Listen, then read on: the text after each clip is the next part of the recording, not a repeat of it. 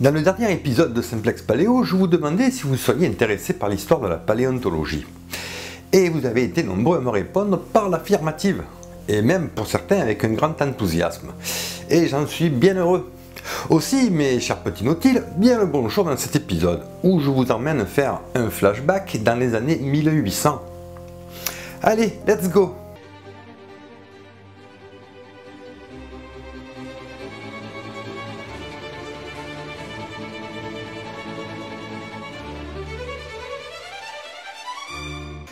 Voyons voir, la paléontologie est une science qui est apparue durant le 19e siècle.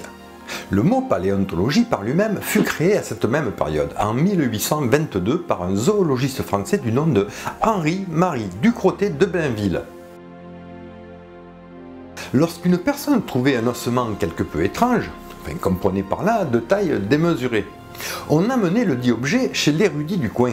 Or, il se trouve que les gens possédant la connaissance, en ces temps anciens, étaient les ecclésiastiques. Ecclésiastiques qui étaient persuadés qu'il s'agissait des os des géants cités dans la Bible. Il faudra attendre que l'obscurantisme cède enfin la place aux sciences pour qu'apparaisse une nouvelle vision de l'histoire. C'est au XVIIIe siècle, siècle des Lumières, et surtout dès la fin des années 1700, que les choses vont s'enchaîner rapidement. Cette période sera riche en événements paléontologiques. Alors, résumons brièvement l'apparition de cette discipline. Jetons donc un rapide coup d'œil à quelques faits marquants des débuts de la paléontologie. La première description d'un fossile dans un ouvrage scientifique date du XVIIe siècle. Elle est rédigée par un savant, comme on disait à l'époque, un savant du nom de Robert Plot. En raison évidente de la forme du fossile, il le baptise Scrotum humanum. Et nous verrons plus tard qu'il s'agira de Megalosaurus. Entre 1770 et 1774 est découvert le premier fossile de Mosasaurus. Et pour plus d'infos sur cette découverte, je vous renvoie vers l'épisode sur les reptiles marins. En 1796, aux États-Unis, une caisse contenant plusieurs os fossilisés, dont 3 grandes griffes, est envoyée au naturaliste Thomas Jefferson, futur 3e président des États-Unis, alors vice-président. Il décrit l'animal comme étant un paresseux géant. Au début des années 1800, Georges Cuvier, père de l'anatomie comparée, pose les bases de la paléontologie des vertébrés. Puis, en 1811, en Angleterre, Mary Anning découvre le premier fossile d'ichthyosaure. Et une fois de plus, je vous renvoie vers l'épisode des reptiles marins. 11 ans plus tard, en 1822, Ducrotay de Blainville crée le terme paléontologie. 2 ans passent et en 1824, William Buckland redécouvre Scrotum humanum, le premier dinosaure découvert par Robert Plot, et le baptise Megalosaurus. L'année suivante, en 1825, Gideon Mantell découvre Iguanodon. Pour ça, voir l'épisode sur les ornithopodes. On avance en 1831, le public découvre la première illustration de Megalosaurus, et l'enthousiasme pour les monstres préhistoriques ne se fait pas attendre. Parallèlement, le jeune Charles Darwin entreprend un voyage de 5 ans à bord du Beagle. 3 ans passent, et en 1834, Gideon Mantell, encore lui, découvre Elaeosaurus. 1836, Charles Darwin est de retour. Suite à la découverte des 3 premiers dinosaures, Megalosaurus, Iguanodon et Elaeosaurus, en 1842, Richard Owen crée le terme dinosauria. On avance jusqu'à 1854, Angleterre. Pour la première fois, des reproductions de dinosaures grandeur réelle sont présentées au public, au Crystal Palace de Hyde Park à Londres. La foule afflue, l'enthousiasme ne retombe pas. De l'autre côté de l'Atlantique, en 1858, dans la jeune nation des États-Unis d'Amérique du Nord, Joseph Leidy découvre le premier fossile d'un dinosaure américain. Il le nomme Hadrosaurus. Retour en Europe, nous sommes le 24 novembre 1859 et Charles Darwin publie sa théorie de l'origine des espèces par la sélection naturelle. 1861, en Allemagne est découvert Archaeopteryx. Les chercheurs sont ébahis, tant par la qualité du fossile que par les plumes qu'il présente. 7 ans après, en 1868, la première reconstitution d'un squelette d'Hadrosaurus de taille réelle est ouverte au public. L'impact dans l'imaginaire des Américains est sans pareil. L'effet est immédiat. À partir de ce moment-là, la fièvre de la dinomania va envahir les États-Unis. Les jeunes musées vont faire des pieds et des mains pour pouvoir présenter au public de nouvelles reconstitutions. La course aux fossiles est lancée. Des équipes de chasseurs de fossiles vont s'éparpiller à travers tous les États-Unis en quête de nouveaux fossiles.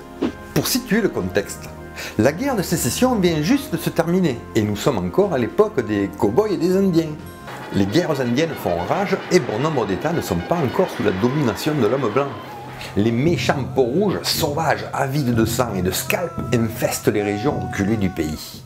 Et c'est pourtant dans ces endroits que reposent les fossiles. C'est donc dans ce contexte que va avoir lieu la plus célèbre des altercations entre paléontologistes, celle qui restera dans l'histoire comme la guerre des os. J'ai bien dit paléontologiste, car c'est ainsi que le prononcent les anglo-saxons. Si au début des années 1800 ce fut la ruée vers l'or, à la fin des années 1800 ce sera celle de la ruée vers l'os. En effet, plusieurs paléontologues vont se livrer à une course effrénée lors de cette ruée vers l'os. Mais deux hommes vont sortir du lot, ce sont les deux grands protagonistes de cette histoire. Le premier se nomme Edward Drinker Cope. Il est issu d'une famille aisée de Quakers résidant à Philadelphie. Dès sa prime enfance, le jeune Edward montre un intérêt certain pour les sciences. C'est donc tout naturellement qu'il va suivre des cours à l'Académie des sciences naturelles de Philadelphie, et ensuite y travailler. Mais en 1863, afin d'éviter la guerre à son fils, son père l'envoie en Allemagne. Quant au second, c'est Othniel Charles March. Lui, il est issu d'une famille modeste de fermiers aux alentours de New York. Et son intérêt pour les sciences va faire vite comprendre à son père qu'il ne reprendra pas l'affaire familiale. Et c'est avec l'aide de son oncle, un riche homme d'affaires, que le jeune Othniel peut entreprendre ses études à la Phillips Academy, puis entrer dans la prestigieuse université de Yale, pour ensuite partir étudier en Allemagne. Chacun d'eux aura donc eu un parcours différent qui les mènera vers la paléontologie. Et ils auront le même mentor en la personne de Joseph Leidy, le découvreur d'Hadrosaurus. C'est donc en Allemagne que les deux compères vont faire connaissance. Bien que pas tout à fait d'accord sur la théorie de l'évolution, Cope étant pro-Lamarck, le père de la biologie, soutenant la théorie du transformisme, alors que March est adepte de Darwin et de sa célèbre théorie de la sélection naturelle. Ils sont néanmoins animés par la même passion, et les deux hommes ne tardent pas à se lier d'amitié. Dès leur retour aux États-Unis, leur amitié est telle que l'un et l'autre nommeront successivement une de leurs découvertes en l'honneur de l'autre. Ainsi, Cope, lors de la description d'un amphibien datant du Pennsylvanien supérieur, au Carbonifère, lui donnera le doux petit nom de Colasteus marchii. Suite à quoi, de son côté, March lui attribuera une de ses découvertes, un reptile marin du Crétacé qu'il nommera Mosasaurus copeanus. Donc tout va pour le mieux dans le meilleur des mondes. Jusqu'au jour où March tente de soudoyer un exploitant de carrière pourvoyeur de fossiles afin que celui-ci lui fasse parvenir ses découvertes à lui plutôt qu'à Cope. Bien entendu, Cope ne tarde pas à prendre le coup bas fomenté en douce par son ami. Et la colère l'envahit rapidement. Leur amitié n'est plus qu'un lointain souvenir, laissant place à la haine. La hache de guerre est déterrée et la guerre définitivement déclarée entre les deux hommes. Par ailleurs, au jeu de « la mienne est plus grosse que la tienne », en 1868, Cope découvre un squelette d'Elasmosaurus. Fier de sa trouvaille et espérant faire râler son rival de sa bonne fortune, Cope invite March à venir examiner sa dernière trouvaille. Mais ce dernier, sans doute quelque peu irrité, lui fait remarquer qu'il a positionné le crâne de l'animal non pas au bout du cou, comme il se doit, mais au bout de la queue. Cope, comme on peut l'imaginer, se sent humilié et très gêné, puisqu'il doit rappeler tous ces exemplaires de la description de l'élasmosaure pour les faire remplacer, et à ses frais. À partir de là, les choses vont rapidement partir en coups. En biberine. Si auparavant ils s'envoyaient mutuellement des fleurs à travers leurs publications, désormais ce sont des orties plus piquantes les unes que les autres. La guerre des os est déclarée, chacun des deux comparses étant sûr que la sienne est bien plus grosse. Je vous disais précédemment que les sites fossilifères se trouvaient souvent au fin fond du pays, en territoire indien. Et tout en suivant la construction de la voie ferrée traversant les États-Unis, nos deux antagonistes vont s'aventurer dans ces contrées hostiles, mais non sans être armés jusqu'aux dents, amenant avec eux de véritables petites armées privées, rêvant de dézinguer du Peau-Rouge à tout va. March, ne reculant devant rien pour publier plus rapidement que Cope, va s'en aller proposer aux Indiens Sioux du Wyoming de leur acheter des fossiles, et même mieux, défendre leur cause à Washington. Et il tiendra sa parole. Cependant, les Sioux en question ne verront jamais la couleur d'un billet vert. Il s'enfuira en vitesse, les chariots bourrés de fossiles. De son côté, Cope n'est pas en reste. lui aussi fera une jolie moisson de fossiles. Entre autres, il va découvrir un marginocéphale du Crétacé, Agotomas sylvestris. Je fais l'impasse sur quelques sournoiseries du genre l'envoi d'espions pour infiltrer l'équipe de fouilles adverse, pour détourner l'envoi de fossiles, pour voir détruire des fossiles ou même dynamiter les chantiers de fouilles afin que l'autre ne puisse pas passer derrière. Et c'est ce genre de mesquinerie que les deux rivaux vont s'employer à utiliser à plusieurs reprises dans les années suivantes. En effet, les deux anciens amis scrutent les moindres faits et gestes de l'autre, épluchant leurs publications respectives afin d'y trouver la moindre erreur qui leur permettrait de se discréditer mutuellement, voire même s'accuser de plagiat. Cope ira jusqu'à accuser March de détourner l'argent public pour constituer sa propre collection. Et ce petit jeu va perdurer des années durant. Par exemple, un jour, March reçoit un courrier provenant d'un maître d'école du Colorado l'informant de la découverte d'os de dinosaures et lui envoie quelques fossiles. March, tardant à lui répondre, le maître d'école contacte alors Cope et lui envoie aussi quelques fossiles. Du coup, lorsque March s'en aperçoit, il met les bouchées doubles et envoie des hommes rafler un maximum de fossiles afin de pouvoir publier ses résultats le plus rapidement possible, tout au moins avant Cope. Et le stratagème fonctionne. Au cours de l'année 1877, March décrit Allosaurus, Stegosaurus et Apatosaurus. Quelque temps plus tard, c'est au tour de Cope de recevoir une lettre de notre maître d'école. Et comme on peut s'y attendre, dès que March apprendra la nouvelle, il fera des pieds et des mains pour soudoyer le maître d'école en question. Sans succès. Et Cope décrit un nouveau dinosaure, un sauropode. Il va le nommer Camarasaurus. Une autre fois, c'est des ouvriers qui travaillent sur une voie ferrée qui découvrent des fossiles et alertent March, qui envoie illico une équipe pour récupérer les fossiles. Cope, en apprenant cela, envoie à son tour son équipe. Et comme March a été un peu radin envers les deux ouvriers, ces derniers se rallient à Cope, qui a très certainement été un peu plus large sur la prime. Et cette fois, c'est Cope qui rafle la mise. Le chantier de fouilles durera pas moins de 15 ans, jusqu'à 1892. Et cette guerre opposant ces deux prolifiques paléontologues ne prendra fin qu'en 1897, le 12 avril, lorsque la grande faucheuse emportera Edward Drinker Cope, à l'âge de 57 ans. Quant à Othniel Charles March, il le suivra de près, 2 ans plus tard, en 1799, alors âgé de 67 ans. Une dernière anecdote, la rivalité était telle que Cope, avant sa mort, donna son cerveau à la science afin qu'il puisse être comparé à celui de March.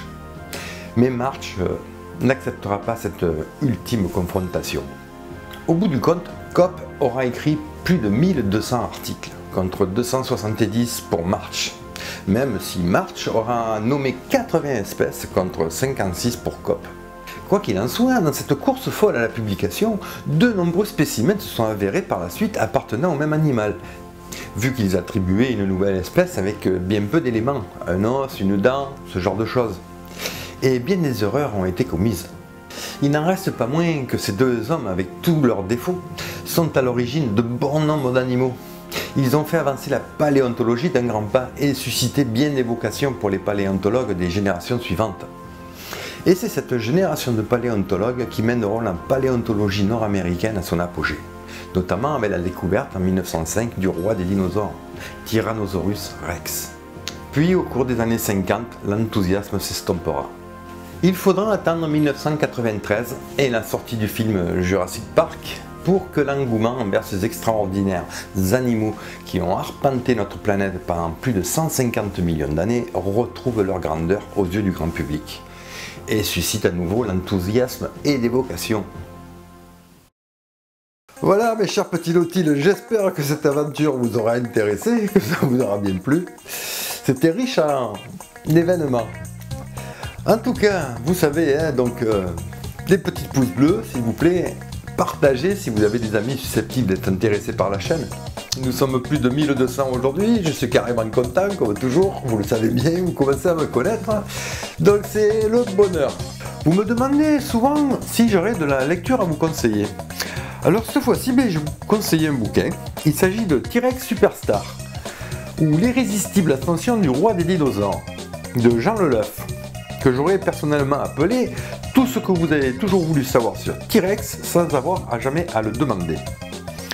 C'est un bouquin qui se lit vraiment très facilement, alliant humour, anecdotes et histoire.